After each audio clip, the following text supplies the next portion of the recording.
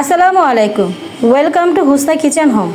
আজ আমি আপনাদেরকে বানিয়ে দেখাবো চিকেন স্টিক্স। এটা বানাতে অনেক কম সময় লাগে আর অনেক কম উপকরণ দিয়ে এটাকে বানানো হয়। আর এটা বাচ্চারাও খেতে পারবে, বড়রাও খেতে পারবে, কিন্তু বাচ্চারা এটা বেশি পছন্দ করবে। আপনার বাচ্চারা এটাতে টিফিনেও দিতে পারেন, আবার বিকেলে নাস্তা হিসেবেও দিতে পারেন। চলেন আমরা রান্নাতে চলে যাই। আমি এখানে মুরগির মাংসগুলোকে এভাবে লম্বা লম্বা করে কেটে নিয়েছি। বাচ্চারা মাঝে মাঝে খেতে চায় না, তখন এরকম করে স্ন্যাক্স যদি আমরা বানিয়ে দিই, দেখবেন বাচ্চারা খুব মজা করে খাবে। বেশি সময় লাগবে না আর বেশি জিনিসও লাগবে না। আমি এর মধ্যে অল্প একটু জিরার গুঁড়ো, অল্প একটু গোলমরিচের গুঁড়ো,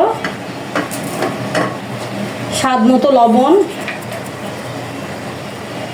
একটু আদা বাটা, রসুন বাটা, একটু আদা বাটা আর একটু মাংসের মশলা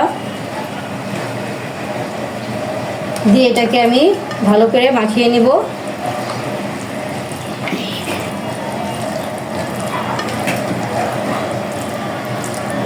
আমি এখানে স্বাদের জন্য অল্প একটু মরিচের গুঁড়ো দিচ্ছি।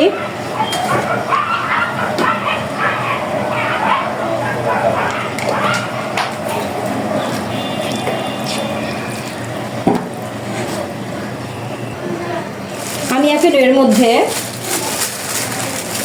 একটু বেসন দিব, যেটা ভালো করে মাখিয়ে নেব।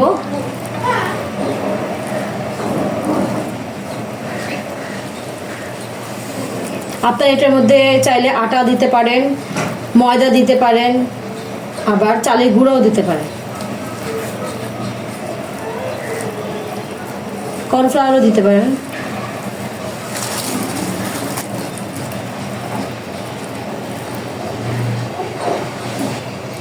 আমি এখানে মাংসের মধ্যে অল্প অল্প করে একটু পানি অ্যাড করেছি, যেন বেসনটা এটার শরীরের সাথে ভালো করে, মাংসের সাথে ভালো করে লেগে যায়।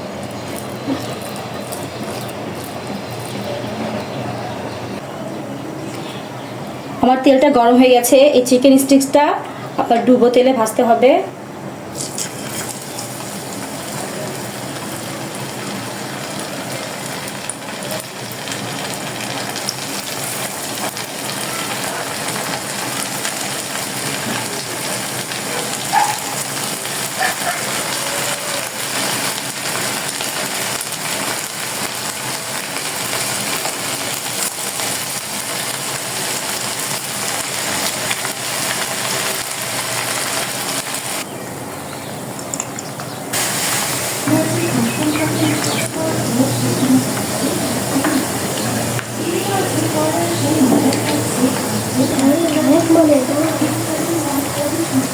আমার চিকেন স্টিক্স বানানো হয়ে গেছে, ভাজা হয়ে গেছে। এখন আমি এটাকে নামিয়ে নেব।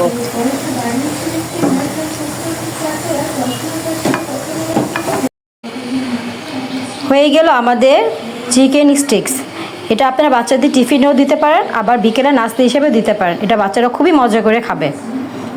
আমি এখন একটা ছোট বাবুর রিভিউ নেব। এই হচ্ছে আমার মেজো ছেলে। আব্বু একটু খেয়ে বলো তো কেমন হয়েছে।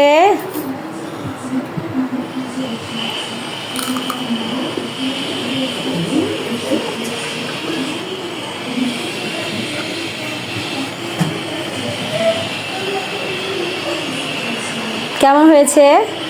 অনেক মজা। আপনাদের যদি ভালো লাগে তাহলে বাসাটা ট্রাই করবেন। আর হুসনা কিচেন হোম